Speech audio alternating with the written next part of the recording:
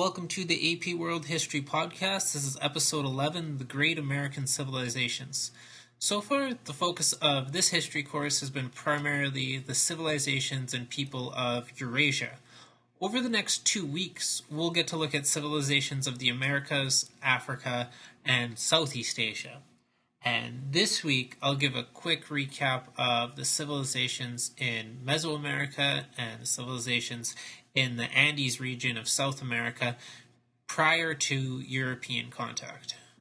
So, we know from our studies so far that the civilizations in Eurasia and Africa didn't spring up in isolation. From the times of the earliest civilizations and through the classical and post-classical periods, there had been constant interaction and exchange between cultures. And this interaction came primarily from two sources, the first being long-distance trade, and the second, expansion through military conquest. So this interaction and exchange between civilizations spurred the transmission of technologies, ideas, religions, and diseases. But it's important to understand that the major American civilizations of Central and South America didn't have as much contact with each other, so there was nothing on the scale of contact between Egypt and Mesopotamia, or the Persians and Greeks, or the extensive trade and communication that happened along the Silk Roads. In Guns, Germs, and Steel, Jared Diamond makes some arguments as to why this type of long-distance interaction didn't take place in the America. And one of his points is that the axis of America is predominantly north to south, whereas in Eurasia the dominant axis is east to west, and it's much easier to move crops east to west because it's easier to grow crops when they're on a similar latitude. So you can go a great distance east to west and still be able to grow the same crops, whereas if you move just slightly north or slightly south, it dramatically changes things. Secondly, Diamond argues that, because America becomes very thin around where the Panama Canal is, and this area is really densely forested, this and other geographic barriers prevented movement in the Americas. And finally, the Americans lacked domesticated animals, which were so important to the development of the complex civilizations in Afro-Eurasia. So you learned that in America, the only domesticated animal was the llama, and that was confined entirely to the Andes region, so that didn't spread to Mesoamerica or North America. So when Europeans first came to America, the most powerful governments in place were the Aztecs in Mesoamerica and the Incas in the Andes.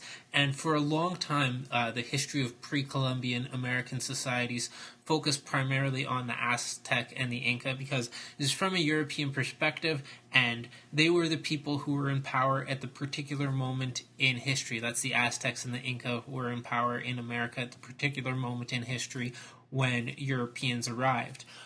The reality is that when Europeans arrived in America, both the Aztec and the Inca were relatively new civilizations, although in many ways they were rooted in much older civilizations.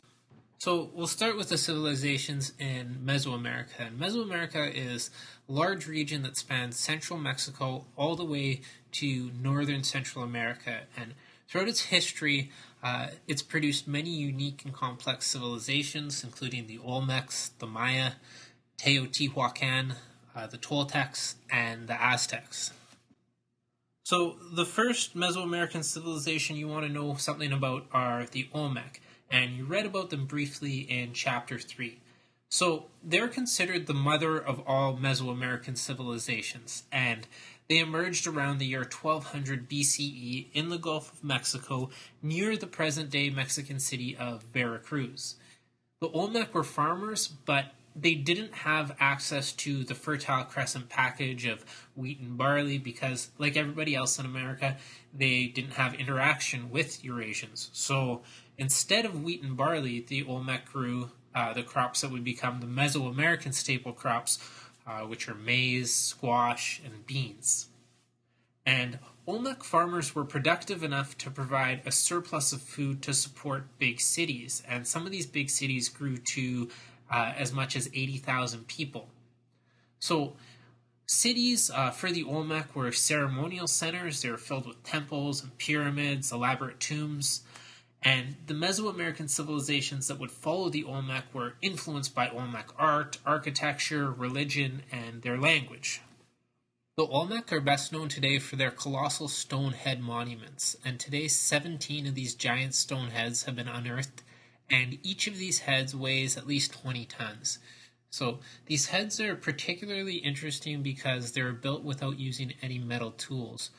And today we're still unclear as to what the exact purpose of these heads was, but archaeologists believe that they were portraits of Olmec rulers.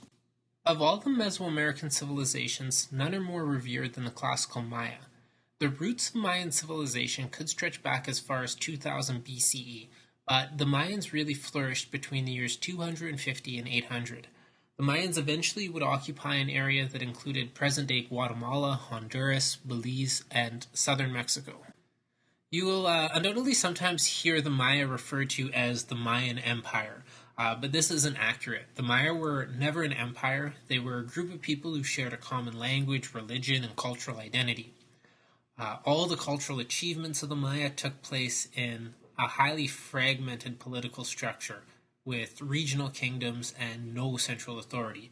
So, in that sense, the Maya were similar to classical Greece and the Mesopotamian city-states, and much different from what we'd consider an empire like Persia or China or Rome. Some of the Mayan city-states were imperialistic and dominated smaller cities around them, but never once was there a unified Mayan empire. In terms of agriculture, the Maya continued to grow the Mesoamerican staples of maize, beans, and squash, and the Maya engineered their landscape to make it more suitable for agriculture. So they did things like drain swamps, they built elevated fields, and they constructed large-scale irrigation systems. And Mayan agriculture was sufficient to support a large class of non-peasant specialists. The Maya are also really well known for their cultural and intellectual achievements, and they established the most elaborate writing system of all the Americas, and they used their writing to record their history in detail, to record religious ideas, to record their mythology, but also to record an enormous amount of astronomical data. And Mayan intellectuals developed a mathematical system with the concept of zero, and they combined mathematics with observation of the night skies to predict the cycles of the planets, to predict eclipses of the sun and the moon, and to construct accurate calendars. So they accurately predicted the length of a solar year. The Maya are also well known for the speed with which their society fell apart, and between the years 800 and 900, it's believed that there was a mass exodus from major Mayan cities, and in less than a century, the population of the Mayan heartland dropped by 85%. And in world history, this type of rapid collapse is actually quite rare, and the Mayans, as a great civilization, would never recover. So there's still some mystery surrounding the collapse, but there are a number of theories that try to explain it. And one of them involves rapid population growth around the year 600 because of better agriculture, and it pushed Maya numbers to maybe 5 million or maybe more. So to support the expanding population, forests were cut down to make way for more agriculture, and the resulting deforestation led to a series of droughts in the 800s. So if we remember, the Mayans were organized in a city-state structure with no central authority.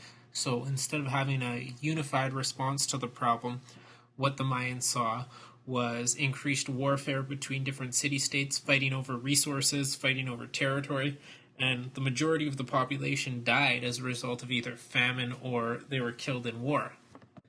During the heyday of the Maya, there was another complex Mesoamerican civilization that you want to know about as well. And this civilization was concentrated in a massive city that's about 30 miles north of modern-day Mexico City. So this civilization flourished north of the Mayan heartland. So the massive city is known as Teotihuacan, and in its heyday between the years roughly 300 to 600, Teotihuacan was one of the largest cities in the world, and it had a population of over 150,000 people. So this is much bigger than any of the Mayan cities. And a great deal of urban planning went into the development of the city. So There are streets laid out in a grid pattern, and there's a main drag in the middle of the city with a pyramid on each end of the main drag. On one end, there's a pyramid dedicated to the sun, and on the other end, there's a pyramid dedicated to the moon. Teotihuacan was an imperialistic city, and it ruled over an area of approximately 10,000 square miles. And the surrounding cities, or the cities that fell in this 10,000 square mile sphere of influence, would pay taxes to the rulers of Teotihuacan. And what we know about the rulers is that it was a group of elite families as opposed to one all-powerful ruler. There's a group known as the Toltecs who followed both the Maya and Teotihuacan, and they established a civilization based on the legacy of Teotihuacan, but they were unable to maintain empire for an extended period of time. The final Mesoamerican group are the Aztecs, who were in power at the time of European contact. And following the downfall of the Toltecs, there was a battle for supremacy in Mesoamerica. The Aztecs were the group to emerge. Just where the Aztecs came from isn't entirely clear. It's believed they were originally a nomadic tribe known as the Mexica. Whatever the origins, in 1325, the Aztecs established a major city, Tenochtitlan, and began a rapid rise to power through military conquest. At their height, the Aztec Empire constituted 5 to 6 million people, and the Aztecs were imperialists. Conquered people had to pay taxes, tribute to Tenochtitlan, and in turn they were given Aztec protection. In terms of the social makeup, the Aztec Empire was similar to other Mesoamerican civilizations. There was a king who was representative of God on earth, and directly beneath him were priests, a nobility which was usually made up of military leaders, followed by specialized jobs like scribes, artisans, doctors or healers, merchants, and then the majority of people were peasant farmers. To increase their food output, Aztec farmers used what are called chinampas, and these are floating fields so that you can grow crops on top of water.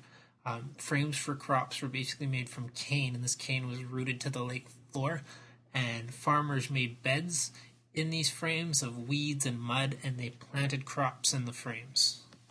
One of the most interesting aspects of the Aztecs were their religious beliefs, and more specifically their views on human sacrifice. So, human sacrifice had a long history in Mesoamerica, beginning with the Olmec, the Maya, Teotihuacan. They all sacrificed people, but the Aztecs really took it to another level. For the Aztecs, the sun god was Huitzilopochtli, and he was the central figure in the cult of sacrifice. So, this god needed strength to fight the forces of darkness and cold with warmth and light, and this warmth and light was derived, or at least it was thought to derive, from human life in the form of the heart and blood. So the Aztecs had to continually perform human sacrifices to help fight the forces of darkness. So, in other words, the Aztecs believed that human sacrifices powered the sun, and if blood wasn't given to the sun, then the world would fall into a state of perpetual darkness.